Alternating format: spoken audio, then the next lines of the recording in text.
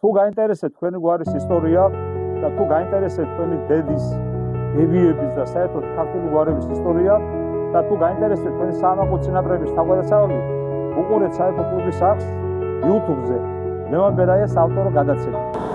გვიყურეთ, გამოგვიწერეთ, გამოგიზამეთ ცნობები და ლეგენდები თქვენს გვარზე და ჩვენ დავამატებთ ჩვენს კოლეგებს. ერთად გავაძლიეროთ ქართული გვარები და საქართველო.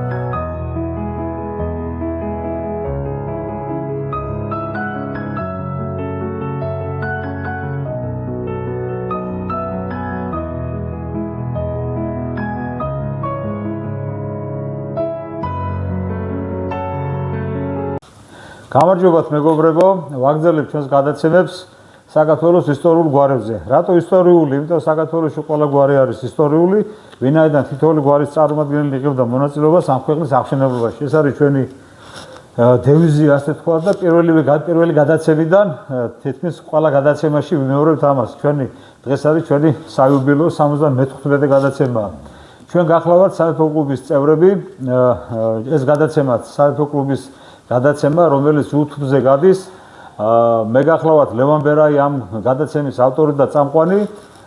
თუ გაინტერესებთ ესეთი საკითხები და თუ გაინტერესებთ თქვენი გვარის ისტორია და თქვენი წარსული გვარის ესე იგი გამოვიწერეთ ჩვენი მაგას YouTube არხი გამოვიწერეთ და გექნებათ სტომა გექნებათ. ეხლა დღეს მაგალითად ძალიან გამიხარდა, იმიტომ რომ წინა გადაცემა გამოიყო, შედეგი გამოიყო ბატონო დავით, თვითონ რომ ესე იგი ძალიან ბევრი ისინი მოგვივიდა რა, რაღაც გამოხმაურებები წერეთ თავიანთ გვარზე, აინტერესებთ თავიანთი გვარის და დაახლოებით 7 თუ 8 გამოხმაურება, ეს 8 გამოხმაურება კვირამდე უნდა მოვასწრობ.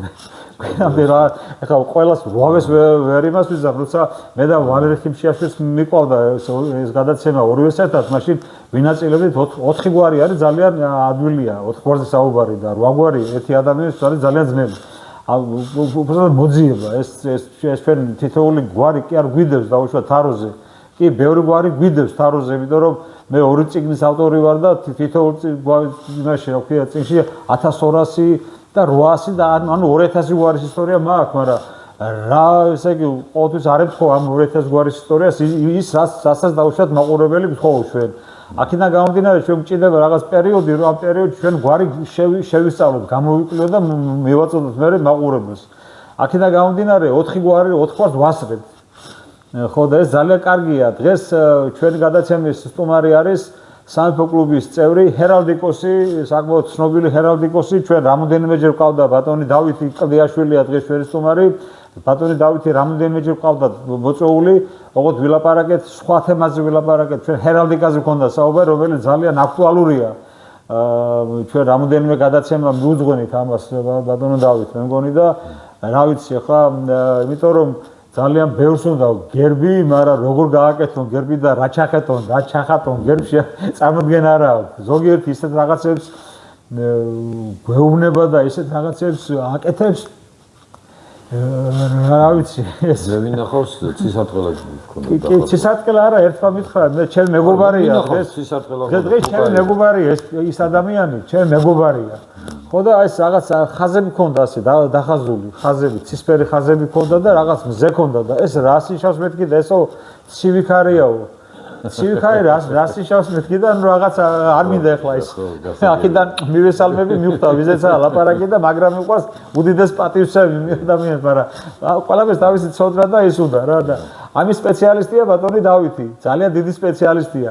მაგრამ დღეს ჩვენ მოვიწვიეთ ბატონი დავითი მის გვარზე შალიკაშვილების ამ შალიკაშვილების არა მაპატები წინ წამისრო იმ რა ქვია ენამ წამისრო წინ კლდიაშვილების ესე იგი სახელოვან გვარზე მინდა გვესაუბროს ბატონი დავითი, იმიტომ რომ კლდიაშვილები არიან საკმაოდ ცნობილი გვარია, საკმაოდ ძლიერი გვარი იყო საქართველოში, ესე იგი სიმონეთში არა, სიმონეთის მოურავები იყვნენ და ფაქტობრივად მთელი სიმონეთი იყო კლდიაშვილების იყო. ეს გვარი 1553 წლიდან არის, ესე იგი იმერეთში და ისა დამკვიდრებული. ამ გვარის წინა გვარი იყო, ესე იგი შალიკაშვილი, შალიკაშვილები და რუჭკაშვილები მოდიან და ძალიან დიდი ისტორია აქვს მოკლედ ამ გვარს და ჩემზე კარგად ამ ყველაფერზე მინდა ბატონი დავითი ვასაუბრო. არ მინდა რომ მარტო მე გამომივიდეს საფარი და მინდა ბატონ დავის დავუთმო ახლა. უპირველეს ყოვლისა ბატონ ლევან მადლობა მოწვევისათვის. მოწვევისათვის ეს ჩვენი გადაცემა ბატონ დავით ჩვენი კლუბის გადაცემა და ჩვენს ისევე როგორც მე მასპინძელი ვართ ამ იმაში ამ სტუდიაში. მივესალმები ჩვენს აყურებელს, მსმენელს. დიახ. უნებრივია. საინტერესო ფაქტი არის ერთი რამ. საქართველოში დიდებული გვარები გასაგებია ეს საუბარი მოხდა ხა ბაგრატიონზე და ასეთ გვარებზე ხო? უფრო ძველი დროიდან მოდის, მაგრამ მასობრივად საქართველოში გვარების წარმოშობა დაიწყო მე-16 საუკუნეში. კი ბატონო. არსებობს კიდევ სამის დოკუმენტები, სადაც არის ჩამოწერილი ეს გვარები და ყველაფერი გაკეთებული. საინტერესო ისტორია აქვს ჩემ გვარს, თვითონ კლდეაშვილების გვარს, როგორ წარმოიშვა, სად წარმოიშვა, როგორ მოხდნენ ისინი იმერეთში, რატომ მოხდნენ მაინდა-მაინც სიმონეთში და ასე შემდეგ, ასე შემდეგ. მოკლედ, ორი სიტყვით ვიტყვი. საქართველოში გვარების უმეტესობა, თქვენს კარგად ვიცით, უფრო მესხური წარმოშობის არის. კი ბატონო. მესხური წარმოშობის არის. ეხლა რატომ არის მესხური წარმოშობის? არის გვარები, რომლებიც დაუშვათ მესხეთიდან შემოსული განაყოფები, დაუშვათ ნაწილი იმერეთში შემოვიდა, ნაწილი იქით ქართლში ან კახეთში და ნუ რაღაცა სხვადასხვა გვარების, მაგრამ ნუ ეს ყველა მიცია. ეს დიდი მიგრაციის დროს, როცა დიდი თურქობა რო იყო. ეს ესეთი ამბები იყო ახლა. 1545 წელს ასეთი წინა ისტორია აქვს ჩემ გვარის იმერეთში შემოსვლას. 1545 წელს იმერეთის მეფე ბაგრატ მესამე დაალაშქრა სამცხე საათაბაგო, პრაქტიკულად თურქეთს წაართვა ეს ტერიტორია და მთელი 10 წლის განმავლობაში სამცხე საათაბაგო იყო იმერეთის შემადგენლობაში და ისეთივე სათავადოს წარმოადგენდა როგორც სხვა, ნუ როგორც აბაშიძეო და ასე შემდეგ და ასე შემდეგ, ხო? მაგრამ 10 წლის მერე მოხდა ისე რომ საათაბაგომ შეძლო თავის გათავისუფლება. ბაგრატ მესამის შვილმა უკვე გიორგი მეორემ გადაწყვიტა რომ ძველი აღედგინა, ესე ვთქვათ და დაებრუნებინა საათაბაგო. და სადღაც 60-იან წლებში დაახლოებით მე-16 საუკუნის 60-იან წლების დასაწყისში მოხდა ცნობილი იმერეთის სამეფოსა და საათაბაგოდან თურქულ ჯართან ბრძოლა, ეს არის ცნობილი ახალციხის ბრძოლა. კი ბატონო. სამწუხაროდ ახალციხის ბრძოლაში იმერლები დამარცხდნენ, მაგრამ ამ ბრძოლამ ერთი კარგი შედეგი გამოიღო ის, რომ რამოდენიმე ოჯახთან ერთად, მათ შორის კლდეაშვილის გვარიც გამოყვა იმერეთის ჯარს და შემოდის იმერეთის ტერიტორიაზე. ეს ლაპარაკი არის 1560-იანი წლების, ნუ 1960-62, იმიტომ რომ ოფიციალური დოკუმენტი, რომელიც ამას ადასტურებს, თარიღი და ზუსტად დათარიღებულიც არ არის, მაგრამ თარიღდება 1563 ან 65 წელი, ხო, ან 63 ან 65 წელი, იმიტომ რომ უბრალოდ დოკუმენტი არ არის დამთავრებული და შესაბამისად მას თარიღი არ აქვს დასმული. კი ბატონო. ხო, ეხლა რა ხდება? უყურეთ, ძალიან საინტერესო რაღაცა არის. თავის დროზედაც ეს გვარი თვითონ დოკუმენტში მოიხსენიება როგორც კლდეაშვილი შალიკაშვილი. მე წეღანაც ვთქვი რომ მე-16 საუკუნეში მეთქი გვარი. ერთი ვარიანტი შალაშვილებსაც ასე გადმოცემის მიხედვით, მაგრამ ეს ხო ნაკლებად მეც რა თქმა უნდა შალიკაშვილი ვითომ იონა ბატონიშვილის პირდაპირ უწერია, ხო, ესე იგი ეს არის შალიკაშვილების ხო. უყურეთ რა ხდება, ჩემი აზრი არის ესეთი რა, ყველაზე თავისუფლება აქვს, უბრალოდ რაზეც დოკუმენტში როგორ აწერია იცი შენ კლდეაშვილი შალიკაშვილი და შენ შვილები და 4 ბიჭი არის ჩამოთვლილი რომელთა შორის ერთ-ერთი შალიკა არის კი ბინდობა შემიძლია სხვათა შორის შვილი აი გოგიჩა შალიკა ზაქარია და ბენიამენი კი ბატონო მეც ძალიან საინტერესო რა არის იცით რომ თვითონ კონკრეტულად ამ პიროვნების სახელი არ არის დაფიქსირებული რა ერქვა მას თუმცა სხვა დოკუმენტის საშუალებით ჩვენ შეგვიძლია გავიგოთ რომ მას სახელად ერქვა იოანე. ეხლა უყურეთ რა ხდება, არ არის ხო ზაქარია და ეს შალიკა. კი. თან ეხლა უყურეთ რა ხდება, წამომყევიო. ეხლა რეალურად ხდება რა, იცით რა ხო, თურქების სხვათა შორის დათურქებას კი არა, აი გამოსვლებას ნაკლებად მოითხოვდნენ, უბრალოდ გადასახადი იყავი ქრისტიანი, ოღონდ დიდი გადასახადი უნდა გადაიხადო. ხო, შუა საუკუნეებზეა ლაპარაკი. თქვენ წარმოვიდგენთ უკვე რამხელა ტვირთი იყო ეს ყველაფერი და ამიტომ ყველა ცდილობდა რომ ქრისტიანულ სახელმწიფოში გადმოსულიყო მithumedes თავის საქართველოს თავის ქვეყანაში. კი ბატონო. ფუნებრივია. და როგორ არის ისი დოკუმენტი როგორ წერია წამოყევიო შენიო ხვანძროხითო ჭურმარნითო და რა ვიცი თუ კი რამე არის საჩო საბადებელი ოშვილით ოჯახით გლეხებითო ესე იგი ძლიერი საძებარ უძებითო ასე ხო საძებარ უძებითო ასე ძლიერი გვარია ეხლა უყურეთ რა ხდება დასახლება როგორც ჩანს ამ დოკუმენტიდან შეუთავაზებია გიორგი მეფეს ამ კლდიაშვილებისათვის გელათის მიდამოები მაგრამ არა მკადრეო და სიმონეთს მთხოვეო მამულიო სიმონეთში როგორ წერია იცით გოხაძისეული ხო გარდაცვლილი გოხაძისეული მამული მოითხოვა თურმე მეაჯეო რა ესე აჯა ხო იცით როგორ ეთხოვნა ესე რა სიმონეთი მაშინ მოდით სანამ სიმონეთზე ვიტყვი მანამდე ერთ საინტერესო ფაქტს ვიტყვი საიდან წარმოშობა თვითონ გვარი კლდიაშვილი კარგი დაუშვათ არის განახორხებმე ჩემი აზრი არის ის რომ უფრო შალიკაშვილი აქ არის შალიკაშვილი ესე იგი შენ შალიკაშვილიო რა ესეთი რაღაცა ეგ თუმცა შვილს ქვია აი ბაბუის სახელი ქვია რა ესეთი აზრი დაუშვათ ერთი პერიოდი მე მქონდა მაგრამ როგორც ჩანს მაინც შეცდომა არის ესა და მაინც შალიკაშვილები განაყოფათ უფრო შეიძლება ხო იმიტომ გვარში ახლა გასაგებია ძლიერი ფეოდალური გვარი არის ეს მესხეთში გასაგებია მაგრამ ახლა ყველა ოჯახი ესეთი ძლიერი არ იყო არა ეგ რა ხდება იცით აი ახლა იყო ასეთი კანონი იყო შალიკაშვილი იქ სადაც იყო იქ თავადი იყო კი მაგრამ როცა ესე ხიზნად როცა ერთი სახელმწიფო და მეორე მაშინ დაყოფილი იყო ჩვენ დასაუბედუროთ სამეფო და სამთავრობო საქართველოს მონღოლების მერე საათაბაგო უკვე კი ბატონო კი და ერთი სახელმწიფო თითრებოდა დაუშვათ და საათაბაგო და რო გადადის დაუშვათ იმერეთის სამეფოში ან იმერეთის სამეფოდან გადადიოდა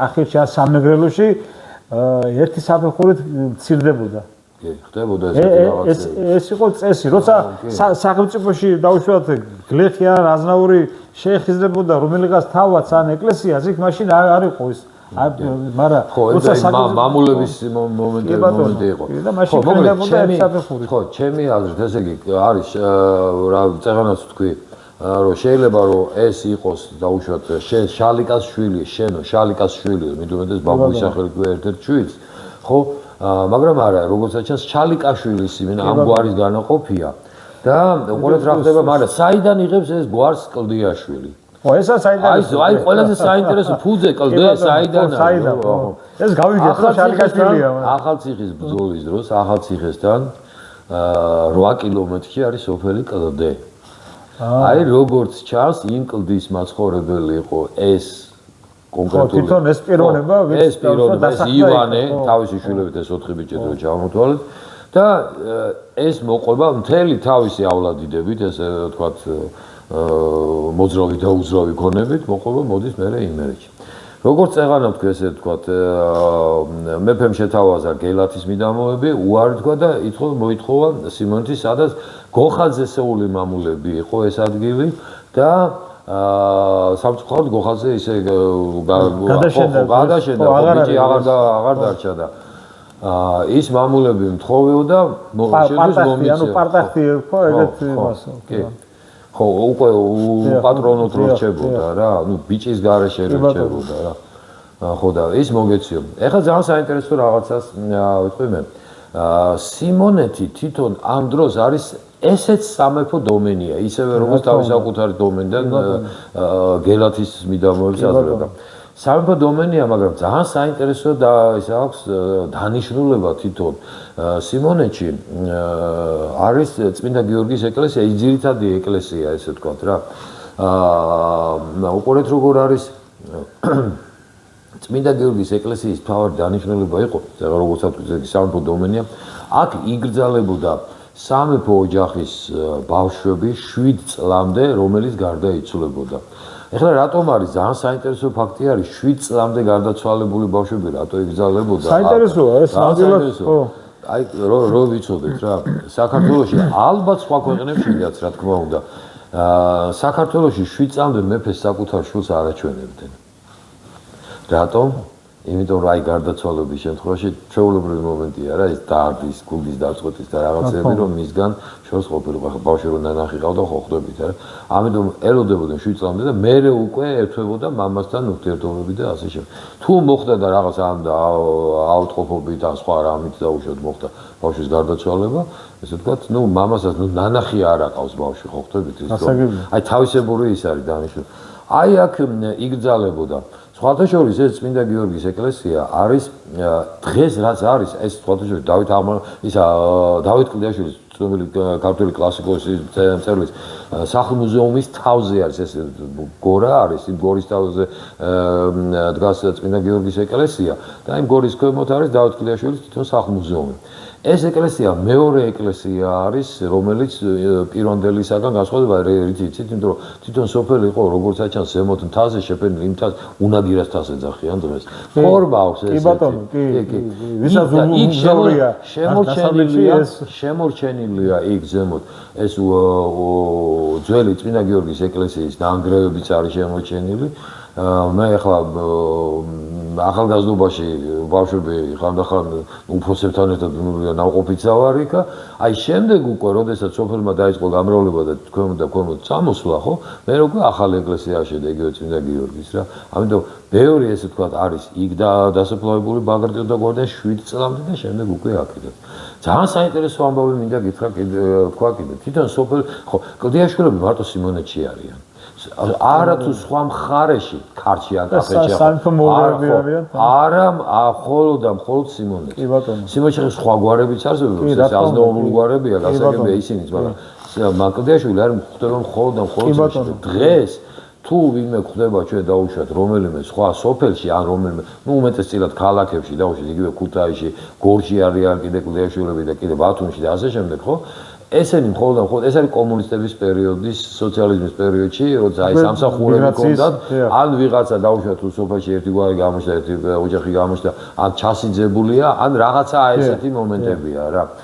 თვითონ სოფლის სახელწოდება სიმონეთი ძალიან საინტერესო არის, მოდის სიმონ კანანელისაგან. ხო, საინტერესოა. უყურეთ რა ხდება, რომელმაც იქადაგა იმაში, აღვია. სიმონეთი ამ სახელწოდებით არსებობს 3 დასახლებული პუნქტი დედამიწის ზურგზე. ერთი არის, ნუ იმერეთში ეს სიმონეთი, სადაც ეს კლდიაშვილები სახლობენ, ერთი არის ბათუმთან, აჭარაში და ერთი არის ტრაპიზონთან სხვათა შორის. რადგან პირველი მოციქულები შემოდიან აჭარის მხრიდან, ხო? პირველი თემი, ქრისტიანული თემი, რომელიც დაარსა სიმონ კანანელმა და შესაბამისად მისივე სახელი სიმონეთი ეწოდა, ეს არის აჭარის. აი დროთა განმავლობაში უკვე როგორც ჩანს, აი ამ სიმონეთის, აჭარის სიმონეთის თემა უკვე ახალშენები გააკეთა და ახალი ქრისტიანული თემები დაარსა იმერეთში, რომელსაც ასევე სიმონეთი დაერქვა და ანალოგიურად ლაზეთში, რომელსაც ასევე სიმონეთი ქვია, ნუ დღეს თურქეთის ძალიან საინტერესოა. თურქეთის ტერიტორიაზეა. ძალიან საინტერესო ეს არის. უყურეთ ახლა რა ხდება, როდესაც ეს კლდია, ძალიან საინტერესო რა არის კიდე ერთი რამე მინდა გითხრათ. მას შემდეგ რაც ესე ვთქვათ, ეს პირველ კლდიაშვილი, ეს ივანე კლდიაშვილი შემოდის იმერეთში, არა მარტო სახლდება და ესე ვთქვათ აგრძელებს ჩვეულებრივ როგორ ვთქვა, ცხოვრებას, ხო? იქ ლაშქარისა, გადასახადი არა. აქტიურად არის ჩაბმული ცხოვრებაში. სამეფოს პოლიტიკურ ცხოვრებაში, რის თქმა უნდა. იგივე ამ დოკუმენტში წერია ერთი საინტერესო ფაქტი რა. სადაც არ დაგსაქმეო შენო. ხონდქართან თუ ყაენთანო, ესე ირანში თუ თურქეთში რა. ყველგანო კარგი საქმით მომიხვედიო რა. ესე იგი, ნუ ელჩად იყო გაგზავნილი და საერთაშორისო, ესე ვთქვათ, დიპლომატიაშიდაც იღებდა მონაწილეობას. ეგეც საინტერესოა ძალიან. თვითონ ამ ოჯახს აბარებს ესე ვთქვათ, როგორ უყურეთ, ასე მითხრესო, რატო ერთი ეპისკოპოსი არ აზის შენ ეკლესიაზე, სიმონეთის ეკლესია, წმინდა გიორგის ეკლესიაზეა საუბარი. და ამიტომ შენო ქსვავო ეპისკოპოსათო შენი ოჯახის წევრს ეპისკოპოსათო და შემდეგ როდესაც ჩამოთვლის იმერეთის მთელ დარბაისელს თავადებს ხო გვარებში იქ აცხადებს რომ ქუთაის გაენათელო უფრო მეტად შენი მოსაკითხია ეს კაცი ესე როგორც აჩას ქუთაის გაენათელს ემოშება რა ქვია ექვემდებარება ну საეკლესიო აზნაურის დონეა მაგრამ ну ეს საეკლესიო აზნაური იგივე სამეფო საეკლესიო აზნაური არ ამგონია და რატო არ ამგონია იმიტომ რომ თვითონ სიმონეთში კლდიაშვილები სამეფო მოურავები იყვნენ. სამეფო მოურავები, საეკლესიო აზნაურები ვერ იქნებოდნენ ვერანაირად ესენი იყვნენ სამეფო აზნაურები იყვნენ. თავიდან მოურავები სხვაგვარი გონიკაშვილს აქვს მიხეილ გონიკაშვილს ძალიან კარგად სხვაგვარები იყო სიმონეთი უკვე მე-17 საუკუნეში მე-18 საუკუნეში 1700-იან წლებში უკვე კლდიაშვილები მოიხსენიება როგორც სამეფო აზნაურები. შესაბამისად ისინი უკვე არიან სიმონეთის მოურავები და გეტყვით კიდე კაცხის ციხის მოურავებად იყვნენ კიდე კაცხის ციხის სამეფო დომენი. კი, რა თქმა უნდა, რა. და კაცხის ციხის მოურავებად არიან ისინი მოხსენიებული. იქ კაცხის ციხეში სამი მოურავი ყავდა. კი. როგორც მე მახსოვს, ერთ-ერთი იყო ისა, იყვნენ ესე იგი, როგორც მე მახსოვს, თუ სწორად მახსოვს, კროჭი იყო, კლდიაშვილი იყო და მესამე აღარ მახსოვს, ანუ სამი მოურავი იყო. ესე იგი, მაშინ იმან სოლომონ პირველმა გააკეთა ეს დაყო, ესე იგი სამურავოებად ეს ძირითადად გაეზმერებინა, ესე იგი სამეფო დომენი, სამეფო ისა ცენტრალური ხელისუფლება რო გაეზმერებინა, სამურავოებად დაყო, ესე იგი ეს შეასუსტა სათავადოების ფუნქცია ამითი რა და ამიტომ ესე იგი როცა ახლა სიმონეთი არ ნიშნავდა მარტო ეს პატარა სიმონეთის სოფელ სიმონეთის მოურავებას. იქ სიმონეთის თემი იყო, რომელიც სადაც რამოდენიმე გარშემოყოფი სოფლები შედიოდა. ამას ნიშნავდა. მაგასაც ვიტყვით. სიმონეთის სამოურავო, ხო და ესე იგი, წამოიდგინეთ, დღევანდელი დავუშვათ, ეს იყო აი დღევანდელი გუბერნატორი რა, ასე ვთქვათ. რაღაცა მხარე იყო, მხარე პატარა გუბერნატორი იყო რა. სამხარეო გუბერნატორი. ხო, სამხარეო გუბერნატორი. გადასახადებს კრიფავდნენ ესე ვთქვათ, მოურავები ძირითადად გადასახადებს. არა, მარტო გადასახადებს არა, ბევრი საერთოდ წარმოება ყველაფერი გადასახადებს. ყველა და სასამართლო ფუნქცია, საპოლიციო ფუნქცია, ყველაფერი შედიოდა მოურავის სიმონეთში. მოურავს ყავდა, ესე იგი, ნაცვალი და ძალიან ბევრი ის ყავდა, რა ქვია, მამასახლისები და ეს ყველა მოურავის სამოხელე დიდი კი ბატონო, რა თქმა უნდა, ძალიან საინტერესო ფაქტი გეტყვით კიდე ერთი. რატომ მოხდა რომ აი ბოლოს მე-19 საუკუნეში სამხედრო აი გენერლებში, მაშინ რა ქვია, პოლკოვნიკებში და იმაში კლდიაშვილები, ну, პრაქტიკულად არ აღწევდა თვითონ წერალ დავით კლდიაშვილს თუ არ ჩავთვლით, იმიტომ რომ თვითონ დავითიც პოლკოვნიკის სტატუსით გავიდა პენსიაში. რამ გამოიწვია რომ კლდიაშვილები შემდეგ უფრო აი ლიტერატურა ხელოვნება და ცოტა ესეთი ფარის წავიდა. თუმცა მე ორი აღმოვაჩინე. ხო. ორივე იყო გიორგი, კლდიაშვილი გიორგი, ერთი იყო, ესე იგი, ერთი იყო კაპიტანი, რომელიც მეორე იყო პოლკოვნიკი იყო. და ეს აზნაურული დონეზე, მაღალი თავადები უკვე გენერალური. აი პოლკოვნიკი, რომელიც იყო, ეს იყო პირველ მსოფლიო ომში, ესე იგი, წმინდა ანას მეორე ხარისხის ორდენი ჰქონდა და ესე იგი სტანისლავის მეორე ხარისხის ორდენი.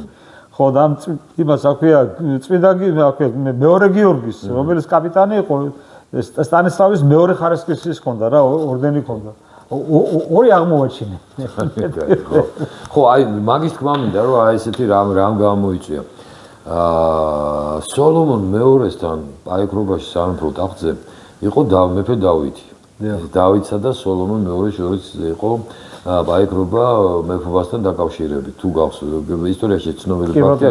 იქ დავითმაც იმეფა სოლომონის ხო აი ნაწილ-ნაწილ მეფობდა ეს რამსში, მე დავითი, მე ამათ შორის მიდიოდა. კი ბატონო, აბაშიძეების დაპირისპირება, დიდი დაპირისპირება. მოხდა ისე, რომ კლდიაშვილების საგვარეულო მხარი დაუჭირეთ დავითს. ну, რომელმაც სამწუხაროდ საბოლოოდ პოლიტიკური ბრძოლა წააგო, გაიმარჯვა სოლომონ მეორემ, ესე ვთქვათ. და ამის მერე ცოტა ნაკლებად ჩანა, მაგრამ თუმცა მაინც კიდე ხელი კალამს რასაც ქვია რა. ხო, მაგრამ მაინტერესებს რახან ეს რა ქვია, აი ეს დიდი დავით კლდიაშვილი, თქვენი მოგვარია და მოსახელია და თქვენი სხვადასხვა შტო ვართ, მე შტოს არ ვიკუთვნი. ხო, გასაგები. საინტერესოა, კიდე საინტერესო რა არის, მე ასე ამოვიღე, ესე იგი იმ პერიოდში, რა უშვა რა პერიოდშიც კლდიაშვილები აღმოჩნდნენ იმერეთში, და ძირითადად მას მე-19 საუკუნის საბუთები ამოვიღე 16 ღმერთსახური ყავდა. ეს დეკანოზები, ღმერთმონაზვნები და კი, ბევრი იყო, ბევრი, რა თქმა უნდა. 16 რაც მე ვნახე არის 16. არა მარტო თვითონ სიმონეთის წმინდა გიორგის ეკლესიაში, არამედ გარშემო სოფლებშიც ბევრი. მაგარი ისა აქვს, რა ქვია, საიტი აქვს. მე სახში მაგალითად რამოდენიმე საეკლესიო ჩემი წინაპრების ერთ-ერთი საეკლესიო წიგნები მაქვს. ეწერში იყო მაგალითად კიდე კლდეაში. აი ჩემი წინაპარი ერთ-ერთი იყო ეწერში და იმის ნაკონი კი ბატონო, აგერ მე ჩამონათვალი მაქვს, მე თუ დავუშვათ დაგაინტერესებს, აგერ მე მაქვს სულ ყველა ის მე მე-19 საუკუნეში თუ ვინ იყო და რომელ ეკლესიაში იყვნენ, დავუშვათ კლდეაშვილი ალექსანდრე მიხეილიძე, კლდეაშვილი ანასტასიას. კი. არა, მაპატი ეს არის ისა, შემეშალა მაპატი ეს არის აი 16 ყავდათ წერა-კითხვის გამოცდილებელ საზოგადოებაში. ეს არის იმის ხო 16 ესა ძალიან ბევრია. სხვათა შორის სიმონ კლდეაშვილზე ნუ ცნობილი ხო უნივერსიტეტის არქიტექტორი გრიგოლის ძე. გრიგოლიჩი, კი ბატონო. ეს ცნობილი და მისი მეუღლე ანასტასია რაგვარი იყო ესეც ქუთაისში თეატრის დამაარსებელი. კი ბატონო. კი. კლდეაშვილისა, ესე ვთქვათ, მაშინ ესე იწერებოდა გვარი. კი ბატონო, ეს საოცარი გვარი. არა, ძალიან ესეთი ცნობილი სხვათა შორის არქიტექტორი სიმონ კლდეაშვილი ჩვენთან უმეტესწილად უცხოელები ჩამოდიოდნენ არქიტექტორები და აი სახლები რაც არის აშენებული, ხო, ეს ხო ვაჭართა სახლები იყო ესე ვთქვათ რა. ნუ სადაც თვითონ თავის ოჯახთან ერთად კიდე ეს მოსამსახურო პერსონალი ცხოვრობდა, ხო? აი ეს არქიტექტორები უცხოეთიდან ჩამოყავდათ ძირითადად, უფრო ევროპელები იყვნენ, ფრანგები, იტალიელები რაღაცა და ერთ-ერთი პირველი ქართველი არქიტექტორია. კი ბატონო. სიმონ კლდეაშვილი. კი, საოცრად ესეთი ახლა მაგის სახელობის კაბინეტი არა, აუდიტორიაც არსებობს, იქ ძეგლიც არის დგას და წარწერა სხვათა შორის რა შედიხარ ილია ჭავჭავაძე, ვაჟებ შეველა და სიმონ კლდეაშვილი. კი ბატონო, და იმის გარდა კიდე ახლა ცოტა თავდაბლობით ახანზე შემიძლია გაჩვენოთ კიდე ერთ-ერთი სახელი. თავდაბლობით გამოირჩევა ბატონი დავითი, ჩვენ მეგობრები ვართ რაღაცა და ძალიან ხშირად მეუბნები, რომ ძალიან ის არ შეიძლება კაცო, იმიტომ რომ თავი ცოტა უნდა ისა აი ძალიან ბევრს კლდეაშვილზე თქვა თავისი არ ამბობს. ეს არის ადამიანი, რომელიც არის ერთ-ერთი უძლიერესი ჰერალდიკოსია დღეს.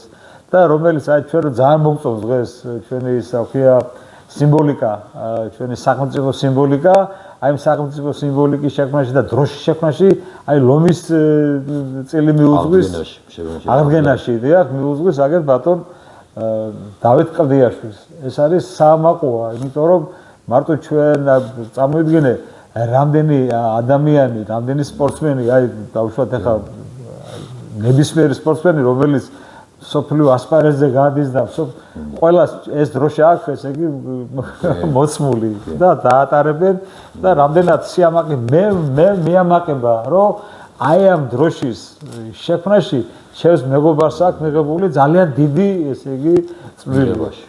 დიახ, შექმნილი იყო. კი ბატონო.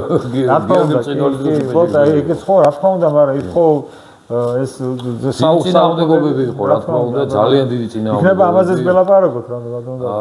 მად მოხდა ესეთი რაღაცა. როდესაც ეს არის ის ახლა ასაც ახლა თქვენი თქვით, ეს საქართველოს მოსახლეობის 99%-მა და 800-მა არის ის. შეიძლება ესეც სამ საკითხზე მუშაობა დაიწყო 90-იან წლების დასაწყისშივე, უკვე რა 93-94 თუ უფრო აი უფროს თაობას ემახსოვრება მაშინდელი მიტინგების და ეს გამოსვლების დროს გქონდათ ხოლმე ეს ხუჭირანი დროშები ჩანდა. ტარნოვსკი იყო ესეთი მოსკოველი ვექსილოლოგი არის დროშაცოდნეობა, რომელსაც ჰქონდა წერილი გამოქვეყნებული და ერთ-ერთი რუკებიდან აღებული ამბობდა, რომ აი ქართული ისტორიული დროშა, რომელიც არისო საქართველოს და ნუ ამას აფრიალებდნენ და აი ვარიაციებიც იყო მოცემული და მერე მოხდა ისე, რომ შეიქმნა კომისია, რომელმაც ეს საკითხი ძალიან კარგად შეისწავლა, ესე ვთქვათ. და კომისიის მუშაობამ შეძლო ის რომ მოძიებული იქნა შუა საუკუნეების უკები, სადაც ახლა როგორ არის იცით, დროშები არის გამოსახული შუა საუკუნეების. ვაჩვენო აი რომელ სახელმწიფოსთან ხო, ვისთან და ესე იგი რა სახელმწიფოა ამ ტერიტორიაზე, ვინ არიან, რა როგორ არიან. და იყო აღნიშნული მაჩვენე თბილისით. საერთოდ რუკებზე როგორ არის იცით, შავი ზღვით მთავრდება ხოლმე ყოველთვის ევროპას, როდესაც აჩვენებენ და ჩრდილოეთ აფრიკას, ხო? და ძალიან იშვიათად რო თბილისიც გამოჩენილი იყო, ეკა და სულ რამოდენიმე რუკა არსებობს, რომელზედაც თბილისიც კი არის და თბილისიც არის დატანილი. და სწორედ აი ამ თბილისის თავზე იყო ზუსტად აი ხუჯურიანი დროშა ჩანდა რა, გამოსახულია რა იქ. ეხლა უყურეთ რა ხდება კომისია ბუნებრივია ბევრი ადამიანისგან შედგებოდა, ვაჩვენოთ მინისტრებიც იყვნენ და რა ვიცი ახლა ზოგი მწერლები იყვნენ, პოეტები იყვნენ, მუსიკოსები იყვნენ, ესე ვთქვათ. მიდიოდა ლაპარაკი იმაზე, რომ უმეტესობას რა თქმა უნდა ქონდა ესეთი აზრი, რომ მოდით საერთოდ ახალი შევქონათ. ერთ-ერთ გამოსვლაში მაშინ უთხარი, აი რატო უნდა შევქონათ ახალი? ჩვენ რესპუბლიკური ხასიათის დროშა გვაქვს, აი სამფეროვანი რაც იყო, შინდისფერი. თუ ჩვენ ისა რა ქვია, ისევ რესპუბლიკური ხასიათის დროშა გვინდა შევქონათ, რატო ქნით ახალს, ჩვენ არ ვართ არც აფრიკა, არც რა ვიცი რა, პაპუასის ჯუნგლები, ესე ვთქვათ, რომ ყოველ დღე ახალი დროშები ვკეროთ, ხო? ძველი დროშით ხალხია დასაფლავებული. არგუმენტი ის იყო, რომ ისა რა ქვია, რაღაცო შინისფერი არ მოგწონს ფერიო, რაღაცა კაი ფერი არ არისო, კარგიო. გამეცინა მაგაზე და მეთქი არ მოგწონთ კაი ფერი არ არის, რა ვთქვი, საშარულით არ მოგწონთ თუ საკაბეთ არ მოგწონთ მეთქი რა. წითელი კოცხი აღდგომის რა ფერია მეთქი. აი აღდგომაზე წითელ კოცხს რო ღებავთ მეთქი და წითელ კოცხს რო ეძახით მეთქი, რა ფერია მეთქი, შინისფერი ხო? მედროს აგანო, აი ფერია ეგ მეთქი. და არ მოგწონთ მეთქი. მოდით ესე გავაკეთოთ. თუ საუბარი არის რომ ისტორიული უნდა აღდგეს, ისტორიული აგერ არის. უკეთეს ჩვენ ვერაფერს ვერ მოვიფიქრეთ, რასაც გამოვლინდა და ქართულ ცხოვრებაში წერია ეს ყველაფერი, ისტორიაში წერია. ახალს თუ ფიქრობთ და რესპუბლიკას თუ ფიქრობთ მეთქი, რესპუბლიკის არსებობს. ამით ხალხი არის დასაფლავებული. გადაფარება ხდებოდა, ხო, იცით და დასაბოლოება. გმირები. ერთ-ერთი ახალი რას ქვია? ფულის გაკეთება გინდა თუ რაზეა საუბარი? მე გვარებთან დაკავშირებით სულ ისტორიას რაღაც იმაში არქივებში და რაღაცაში თუ ვიქექები, იმიტომ რაღაცა გვარი ვნახო, რამე გვარი და რომელიმე გვარს ვსწავლობდა, მარტო ჩემი ვიწრო სპეციალობა ეს არის გვარების შესწავლა და ერთ-ერთი გვარის შესწავლის დროს წავაწდი ესეთ რაღაცას რა, გიორგი მეშვიდის დროს, გიორგი მეშვიდე წერია, პირდაპირ წერია, ესე იგი სალაშქროდ გადიოდა და გამოვიტანა 5 ჯვრიანი დროშა გამოვიტანა. რასთან გვაქვს საქმე? ამასთან, რაც ახლა გვაქვს, ხო? ხო. 5 ჯვრიანი დროშა. იცით რა, ძალიან საინტერესო ფაქტს ვიტყვი კიდე. შეცდომა არის რა, იცით?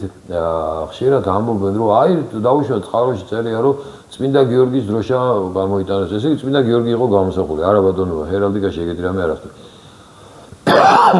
დროშაზე წმინდა გიორგის გამოსახვა ნაკლებად ახდება. მით უმეტეს იმ პერიოდში, როდესაც ეს დროშა არსებობდა, ესე ვთქვათ. როდის მოიხდი? თეთრზე წითელი ჯვარი. ეს არის წმინდა გიორგის დროშა. პატარა ჯვრები დამატებული არის მასე, რაღაც კონკრეტული იერუსალიმთან დაკავშირებული არის ესა და იქ გოლგოთა, მაცხოვრის ეკლესია და რაღაცებაში, როდესაც ქართველების ხელში გადმოვიდა ეს გიორგი ბრწყინვალის პერიოდზე. ამის გამო მოხდა ამ პატარა ჯვრების დამატება. ახლა ჩემი თეორიით ესეა. თორე ისე ერთი რამე ეცოდეთ. საქართველოში, როდესაც არის ლაპარაკი, რომ წმინდა გიორგის დროშა გამოვიტანეთ, ამ დროშაზე საუბარი. მიუხედავად იმისა, მიუხედავად იმისა, ოფიციალურად ამ დროშის აღწერილი ესე ვთქვათ სემანტიკა, მისი მნიშვნელობა არის ქრისტე და 4 მახარებელი. საერთაშორისო ენაზე ეს არის, მაგრამ როგორც ქართველები ეძახდნენ წმინდა გიორგის დროშას. საინტერესო. აი გიორგის წმინდა გიორგის იყო რა თქმა უნდა გამოსახულებებიც, წმინდა გიორგის გამოსახულებებიც ხდებოდა, მაგრამ ეს არ იყო სახელმწიფო დროშა. ეგეთი წმინდა გიორგი და სხვადასხვა წმინდანებით გამოსახულებებიანი დროშები დღესაც არის შემორჩენილი მუზეუმშიც არის ეგენი ყველაფერი, მაგრამ ეს სახელმწიფო დროშები კი არ იყო, ეს რაღაცა სხვადასხვა საინტერესოა, ძალიან საინტერესოა. ძირითადი სეფე დროშა რასაც ქვია და სახელმწიფო დროშა რასაც ქვია, სახელმწიფო დროშა რასაც ქვია, იყო ეს. ანუ რა უნდა ჩვენ ახლა რატო ვამბობ, ამ ჩვენ საერთო კლუბის მონარქისტები ვართ, ანუ ჩვენი სოფხედველობა არის მონარქისტული.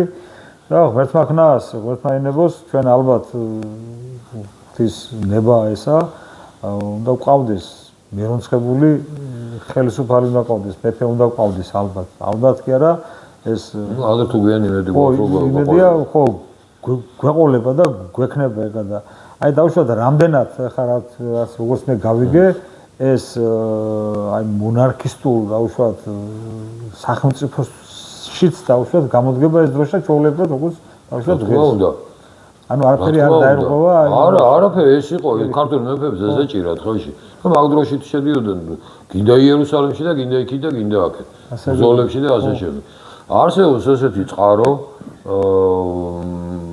რომელიც აი თურქებთან ომის დროს იქნა დაკარგული ეს დროშა.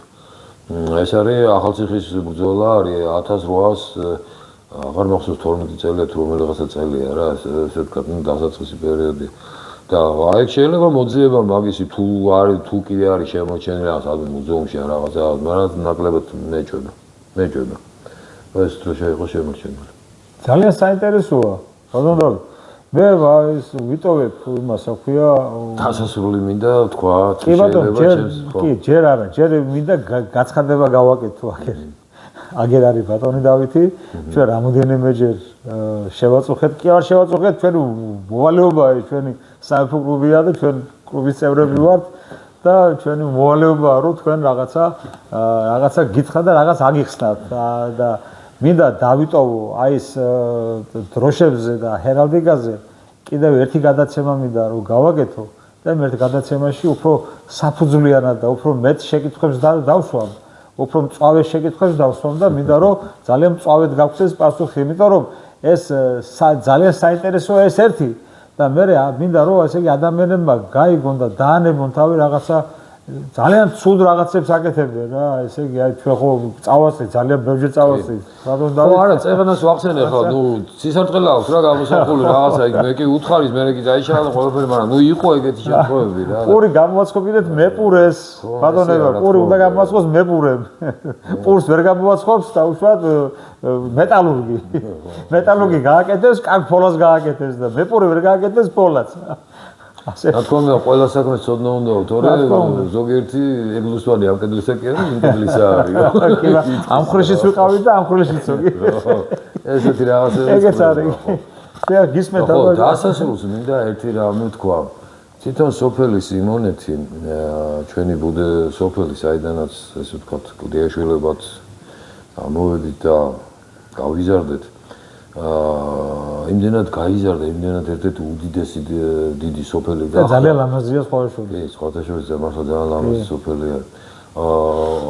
სხვადასხვა სოლომონ მეორეს რუსებთან ბრძოლა ჰქონდათ სიმონეთში.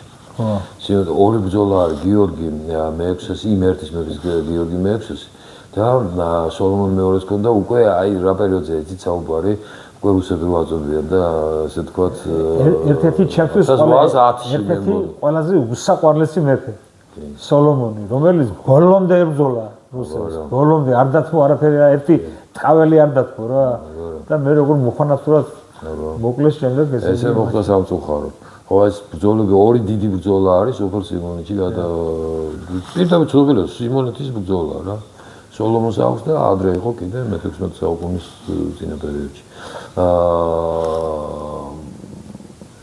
არა მაგოდი მე-16 არა მე-15 საუკუნის მოკლედ იმდენად დიდი სოფელი შეიქმნა და ისე გაიზარდა რომ კომუნისტებმა შემდეგ უკვე 4 სოფსაბჭოდ დაჰყვეს ეს არის ზედა სიმონეთი ქვედა სიმონეთი კი მე ქუჩაზე რომ გაზზე როცა ქუთაისში მიდევდი ქვედა სიმონეთი აწერია თვითონ რომელი დავით კლდიაშვილის სახლ-მუზეუმი სადაც დგას ნუ ეხლა უკვე დავითისა და სერგოს სახლ-მუზეუმი აწერია ამას ეს არის ზედა სიმონეთი აი ესე წარმოიდგინეთ და აქეთ იქით ესე იგი შუაში კიდე არის სათემო ერთ სოფლის კიდე სათემო და აქეთ ქვია ბარდუბანი ძალიან საინტერესო რაღაცაა.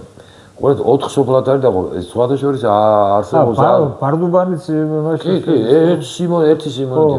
მე მაგალითად ხო ჩემი ნათესავები სადაც აჯამეთის დღეს აჯამეთის დღე უკვე როგორ არის იცით სადაც ახლოს უნდა იყოს დინარის მეორე მხარეს არის უკვე ეგზაზე რომ მიდიოთ ყვირილა ხო თუ არა ყვირილა არა როქე მაგდინარეს დამავიდა ხო უკვე დინარის მეორე მხარეს არის ნუ ცნობილი სამონადირეო ადგილები იყო ჯერ კიდე სხვათა შორის სოფელი სიმონეთი მე-11 საუკუნიდან მოიხსენიება წყაროებში სემიონეთის სახით წერია, მაგრამ ნუ სიმონეთია რა სიმეონ რაღაც ხო ხვდებით ახლა აი რაღაც ლათინიზირებული ფორმაა და რაღაც ეს მომენტია რა. მე-11 საუკუნეში უკვე სოფელი მოიხსენიება როგორც დასახლებული პუნქტი. ძალიან კარგი. და ხო და ამბობენ კიდე ქვემოთ არის წყალწითელა კიდე არის ესეთი სოფელი რომელსაც ამბობენ რომ სიმონეთს ეკუთვნოდაო. ხო ესე იგი ისიც სიმონეთის სიმონეთში შედიოდა. პრაქტიკულად 5 სოფლად არის დაყოფილი. როგორც ხარე ისე იყო რა, ანუ ესე იგი სამოურავო არ მოიცავდა დაუშვათ ერთ სოფელს. ეს იყო რაღაც ადმინისტრაციული ერთეული იყო, სადაც რამოდენიმე თემი შედიოდა. შიგნით და ესე იგი რა თქმა უნდა დაუშვათ როგორც უკრიბა სოფელი უკრიბა მეგონი არ არსებობს, მაგრამ არსებობს ხარია ისევე დაახლოებით ისევე იყო დაუშვათ ხორგა იყო ეგეთი სამეგრელოში ძალიან დიდ ტერიტორიაზე იყო 4 ხორგა არსებობს 4 ხორგა და ეს 4 ხორგა იყო ძალიან დიდ ტერიტორიაზე იყო გავისა რა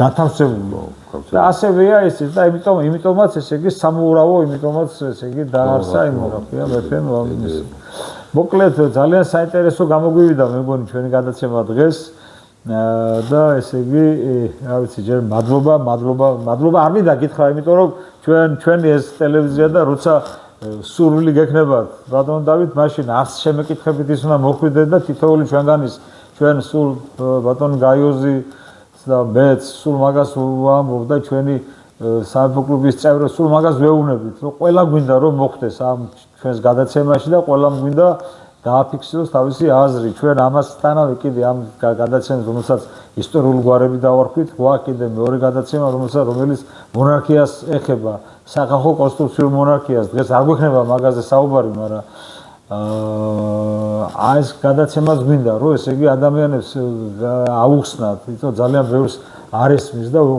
ცუდად ესმის არასწორად ესმის გონიათ მონარქია გონიათ რაღაცა სისხლისმელი რაღაცა ფეოდალი მოვა რომელიც პატაკით ხელშია და რაღაცა წამართმევს სახლ-წამართმევს და იმას შვილს გამიგებს მონარქია როგორც რელიგია მორალია მე რომ გითხო ჩემი აზრით გონებრივია კი ბატონო ეს არის მორალი და ცხოვრების წესი ესე ვთქვათ რა კი ბატონო შავისათვის შავის წოდება თეთრისათვის თეთრის წოდება და ასე შემდეგ არის შემთხვევით და გვარისთვის ჯიშისთვის ქვეყნისთვის კარგი აი მიმართულებით ალბათ მე ესე წარმომიდგენია კი ბატონო მოკლედ დიდი მადლობა სმენისთვის და მოსმენისთვის ისევ და ისევ ჩემი თხოვნაა რომ ესე იგი გამოიწეროთ ჩვენი არხი რადგანაც უფრო ადვილად გექნებათ წვდომა ამ ყველაფერზე რასაც ჩვენ ლაპარაკობთ მე მგონი საინტერესოდ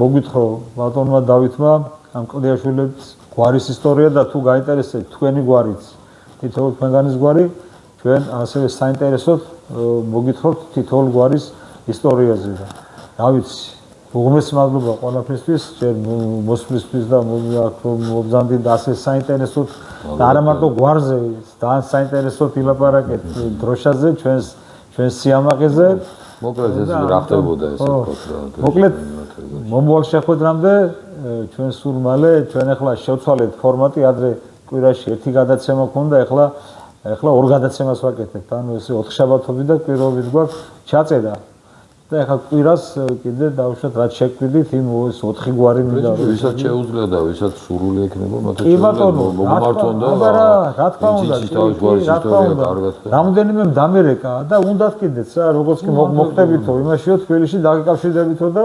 გვინდა რომ მივიღოთო მონაწილეობა და დიდი სიამოვნებით მიგაღებიეთ მონაწილეობას ვისაც სურვილი გაქვთ ჩემი ტელეფონი მითითებული იქნება მითითებული არის კიდეც იქა და შეგიძლიათ დამიკან მომწეროთ შეგიძლიათ ან Facebook-ზე ხართ დღეს ესეთი კარგი საშუალებაა ეს Facebook-ი რომ ესე იგი მეტი როა შეიძლება ინტერნეტმა კაი საქმე გააკეთა ბატონო შეგიძლიათ დამიკავშირდეთ და თუ გაინტერესებთ გამოსვლა და თქვენ თვითონ მოყვეთ თქვენი გვარის ისტორია, ჩვენ მზათა ვართ და დიდი სიამოვნებით, ესე იგი, გიმასპინძლებთ.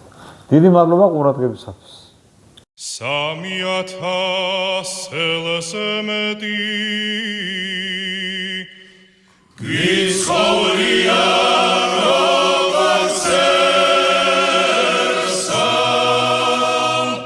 საჩავ დღეს მოსრები ვარ